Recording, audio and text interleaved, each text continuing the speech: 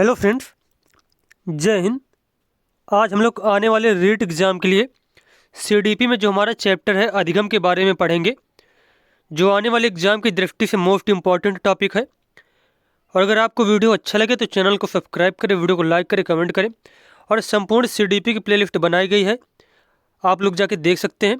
तो चलिए यहाँ पर देखते हैं। सबसे पहले वर्ड दिया गया है अधिगम। तो अधिगम का मतलब क्या होता है? अधिगम ये जो शब्द होता है इसका मतलब ही होता है सीखना। क्या होता है? अधिगम शब्द का मतलब होता है सीखना।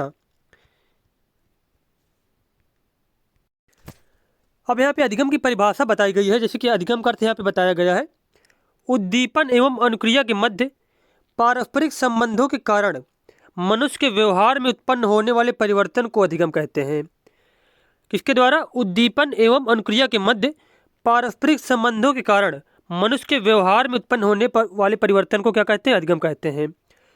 उसके बाद परिभाषाएं बताई गई, बहुत इंपॉर्टेंट परिभाषाएं हैं पेपर की दृष्टि से। जैसे क्रो एंड क्रो ने कहा था, अधिगम आदतों, ज्ञान एवं अभिवृत्तियों का अर्जन है। क्या कहा था? अधिगम जो है आदतों, ज्ञान एवं अभिवृत्तियों का अर्जन है। उसके बाद बात की जाए यहाँ पे गिलफोर्ड के अनुसार अधिगम के बारे में, गिलफोर्ड ने कहा, व्यवहार के कारण व्यवहार में उत्पन्न होने वाला परिवर्तन ही अधिगम है। किसके द्वारा? व्यवहार के द्वारा व्यवहार में उत्पन्न होने वाले परिवर्तन ही अधिगम है। वुडवर्थ के अनुसार नवीन ज्ञान व अनुक्रियाओं को प्राप्त करना ही अधिगम है। नवीन ज्ञान और अनुक्रियाओं को प्राप्त करना ही अधिगम है। यह किसने कहा? तो वुडवर्थ ने कहा। बीएफ स्किनर के अनुसार वातावरण के साथ उत्तरोत्तर सामंजस्य ही अधिगम है। पावलाव के अनुसार अनुकूलित अनुक्रिया के परिणाम स्वरूप आदतों का निर्माण ही अधिगम है। ये किसने कहा था? पावलाव ने क्या कहा? अनुकूलित अनुक्रिया के परिणाम स्वरूप आदतों का निर्माण ही अधिगम है। अब यहाँ पे बात की जाए अधिगम की विशेषताओं के बारे में। अधिगम की विशेषताएं क्या क्या होती हैं? अब यहाँ पे जैसे कि बताया गया है, अधिगम अर्जित है। अधिगम को क्या किया जाता है? अर्जित किया जा सकता है। अधिगम अनुकूलन है। अधिगम उद्देश्यपूर्ण है। अधिगम सार्वभौमिक है। अधिगम व्यवहार में परिवर्तन है। अधिगम वातावरण से संबंधित है। अधिगम में बालक का स्थान महत्वपूर्ण है। अब देखो यहाँ पे क्वेश्चन कैसे पूछा जाता है। क्वेश्चन पूछा जाएगा जैसे कि 3 ऑप्शन ये दे दिए जाएंगे, उसके बाद एक ऑप्शन कोई दूसरे दे दिया जाएगा अधिगम के बारे में। फिर पूछा जाएगा इनमें से कौन सा ऑप्शन जो है अधिगम के बारे में सत्य नहीं है। तो ये सारे पॉइंट आपको याद रखने हैं। उसके बाद यहाँ पे बताया गया है, अधिगम ज्ञान का संचय है। अधिगम व्यक्तिगत व सामाजिक दोनों रूप से होता है। अधिगम अनुभवों की व्यवस्था है। अधिगम हेतु सक्रियता आवश्यक है। अधिगम जननिक प्रक्रिया है। अधिगम हस्तांतरणीय है। अधिगम जीवन भर चलने वाली प्रक्रिया है। संपूर्ण जीवन व्यक्ति कुछ न कुछ सीखता रहता है। अधिगम वातावरण एवं क्रियाशीलता की उपज है। अधिगम एवं विकास एक दूसरे के पर्याय नहीं है। अधिगम व्यक्तिगत एवं सामाजिक दोनों रूप से होता है। परिपक्वता एक जन्मजात प्रक्रिया है, जबकि अधिगम एक अर्जित प्रक्रिया है। परिपक्वता कैसी है? जन्मजात होती है, एक एज के बाद जो है व्यक्ति परिपक्व हो जाता है, जबकि अधिगम क्या है? एक अर्जित प्रक्रिया है। परिपक्वता की प्रक्रिया में अभ्यास का महत्व नहीं होता है, जबकि अधिगम में अभ्यास एक महत्वपूर्ण कारक है। परिपक्वता की प्रक्रिया एक सामान्य प्रक्रिया है, जबकि अधिगम एक व्यक्तिगत प्रक्रिया है। परिपक्वता कैसी होती है? सामान्य प्रक्रिया होती है, और अधिगम कैसा होता है? व्यक्तिगत प्रक्रिया है। अधिगम की प्रक्रिया परिपक्वता पर निर्भर करती है, जबकि परिपक्वता की क्रिया अधिगम पर नहीं निर्भर करती। परिपक्वता अनुकूल तथा प्रतिकूल दोनों ही परिस्थितियों में निरंतर चलने वाली प्रक्रिया है, जबकि अधिगम केवल अनुकूल परिस्थितियों में होता है। परिपक्वता क्या होती है? अनुकूल तथा प्रतिकूल दोनों ही परिस्थितियों में निरंतर चलती रहती है, जबकि अधिगम केवल अनुकूल परिस्थितियों में होता है। उसके बाद यहाँ पे बताया गया है, परिपक्वता एक स्वाभाविक प्रक्रिया है जिस पर प्रेरणा का प्रभाव नहीं पड़ता है, जबकि सीखना प्रेरणा से प्रभावित है। सीखना कैसे है? प्रेरणा से प्रभावित होता है। अब बात की जाए अधिगम के वक्र के बारे में, तो अधिगम के वक्र हम लोग यहाँ पे देख लेते हैं। अब देखो यहाँ पे जैसे कि बताया गया है, अधिगम का वह वक्र जिसमें प्रयासों के आधार पर अधिगम की मात्रा में समान रूप से वृद्धि होती है, उसे सरल रेखीय अधिगम कहते हैं। अब यहाँ पे देखो ये दिए गए प्रयास और ये दिए गए हैं अधिगम। तो यहाँ पे देखो एक प्रयास में इतना अधिगम होता है, दूसरे में इतना होता है, तीसरे में इतना होता है, चौथे में, मतलब यहाँ पे समान रूप से एक निश्चित गति के अनुसार अधिगम होता है। कौन से वक्र में? सरल रेखीय वक्र में। सरल रेखीय वक्र में एक निश्चित गति के अनुसार अधिगम होता है। तो ये आपको याद रखना है। उसके बाद इस प्रकार का अगर वक्र दे दिया जाए पेपर में, फिर पूछा जाए ये कौन सा वक्र है, तो इसका आंसर हो जाएगा सरल रेखीय वक्र। उसके बाद देखते हैं हम लोग, यहाँ पे दिया गया है नतोदर वक्र। अब यहाँ पे दिया गया नतोदर वक्र, इसमें क्या होता है? प्रयास के आधार पर अधिगम की मात्रा में धीरे धीरे कम वृद्धि होने लगती है।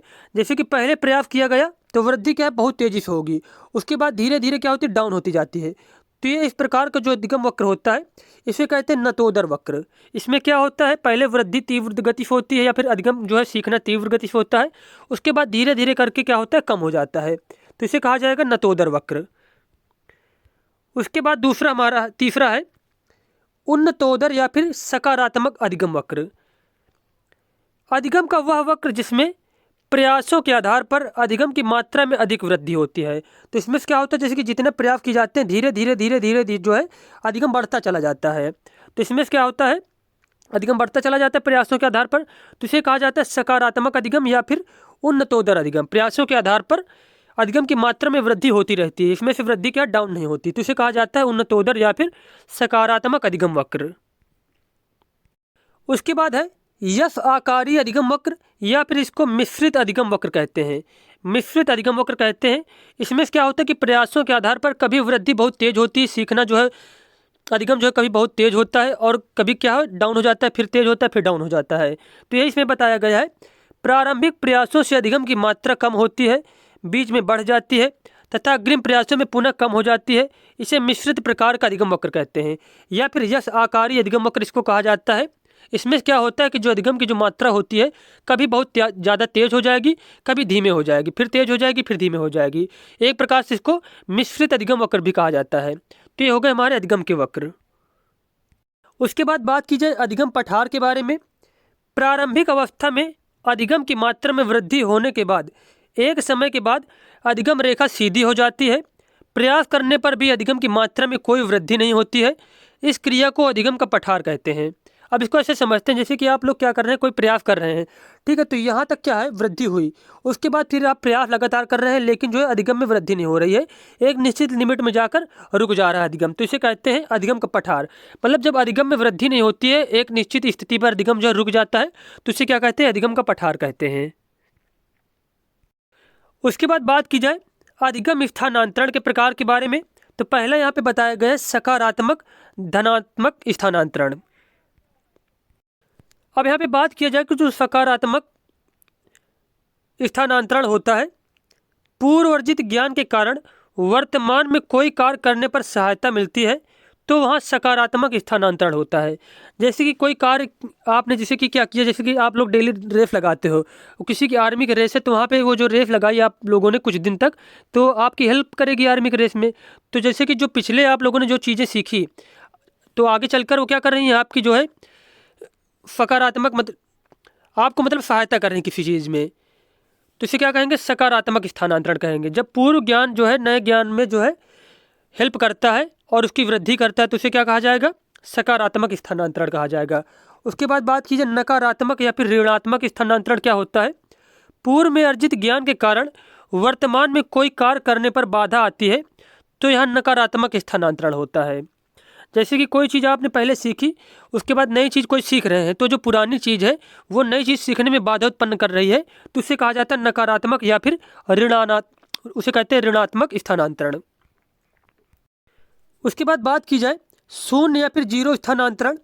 एक परिस्थिति में अर्जित ज्ञान दूसरी परिस्थिति पर कोई प्रभाव नहीं पड़ता है, तो वहाँ जीरो शून्य स्थानांतरण होता है। जैसे कि आप लोगों ने कोई मैथ का जो है फार्मूला याद कर लिया, ठीक है, a+b को होल स्क्वायर याद कर लिया, उसके बाद आप लोग CDP पढ़ रहे हैं, तो जो मैथ का फार्मूला है वो CDP में ना हेल्प करेगा, ना ही क्या करेगा, कोई भी नुकसान पहुंचाएगा। तो इस प्रकार का जो ज्ञान होता है, जैसे कि जो पूर्व ज्ञान है ना, जो आप लोग आने वाली चीज़ें जो सीख रहे हैं ना उसमें हेल्प कर रहा है, ना उसको नुकसान पहुँचा रहा है, तो इस प्रकार कहते हैं शून्य या फिर जीरो स्थानांतरण। उसके बाद बात की जाए क्षैतिज स्थानांतरण क्या होता है। एक परिस्थिति में अर्जित ज्ञान का उससे मिलती जुलती परिस्थिति में उपयोग करना अधिगम का क्षैतिज स्थानांतरण कहता है। जैसे कि एक परिस्थिति में जो अर्जित ज्ञान किया उससे मिलती जुलती जो चीज़ें हैं तो उस पर जो है वो ज्ञान जो है क्या कर रहा है, जो पूर्व ज्ञान है हमारा मतलब हेल्प कर रहा है, तो इसे कहा जाएगा क्षैतिज स्थानांतरण। उसके बाद जैसे कि बात किया जाए ऊर्ध्व स्थानांतरण क्या होता है, एक परिस्थिति में अर्जित ज्ञान का उच्च परिस्थितियों में उपयोग करना अधिगम का ऊर्ध्व स्थानांतरण कहलाता है।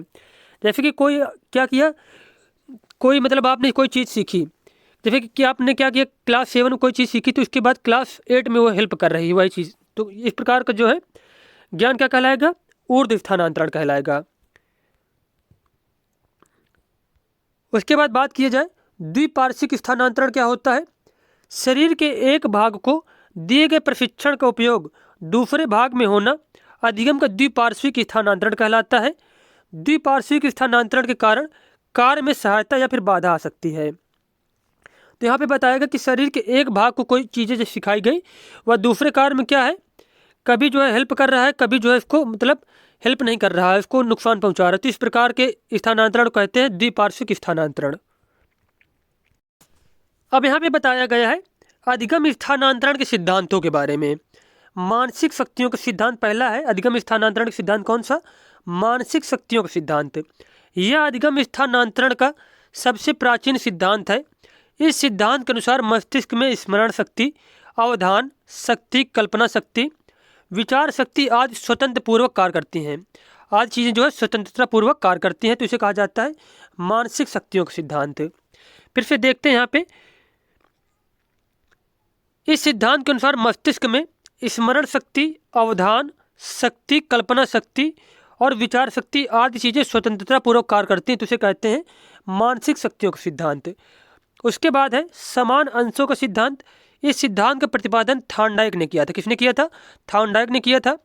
थॉर्नडाइक के अनुसार समान तत्व होने पर अधिगम का स्थानांतरण आसान होता है।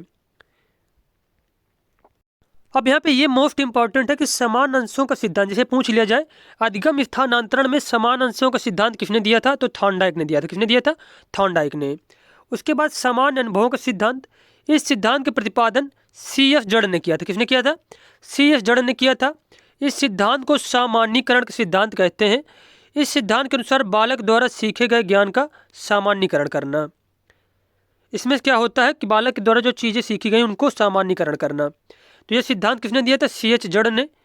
और इसको सामान्य अनुभव जो सिद्धांत, इसको सामान्यीकरण का सिद्धांत भी कहते हैं। अब पेपर में पूछ लिया जाए क्वेश्चन, सामान्य अनुभव का सिद्धांत न दिया जाए, पूछ लिया जाए सामान्यीकरण का सिद्धांत किसने दिया था, तो C.H. जड़ ने। उसके बाद बात की जाए सामान्य एवं विशिष्ट तत्वों का सिद्धांत। इस सिद्धांत का प्रतिपादन स्पीयरमैन ने किया था। स्पीयरमैन के अनुसार बुद्धि के दो प्रकार होते हैं, सामान्य बुद्धि और विशिष्ट बुद्धि। स्पीयरमैन के अनुसार सामान्य बुद्धि में अधिगम का स्थानांतरण अधिक होता है। सामान्य बुद्धि में अधिगम का स्थानांतरण अधिक होता है। और सामान्य एवं विशिष्ट तत्व सिद्धांत किसने दिया था, स्पीयरमैन ने। उसके बाद है गुणों के स्थानांतरण का सिद्धांत। इस सिद्धांत के अनुसार अधिगम के गुणों का स्थानांतरण होता है। बस इसमें से यही बताया गया है गुणों के स्थानांतरण सिद्धांत में। उसके बाद है मूल्य एवं आदर्श का सिद्धांत। इसका प्रतिपादन किया था W.C. बागले ने। किसने, W.C. बागले ने। इस सिद्धांत के अनुसार मूल्यों तथा आदर्शों का एक परिस्थिति से दूसरे परिस्थिति में स्थानांतरण होता है। तो ये हमारे कुछ सिद्धांत थे अधिगम स्थानांतरण के। उसके बाद नेक्स्ट टॉपिक पढ़ेंगे हम लोग अधिगम की शिक्षण विधियों के बारे में। मिलते हैं नेक्स्ट वीडियो में। धन्यवाद।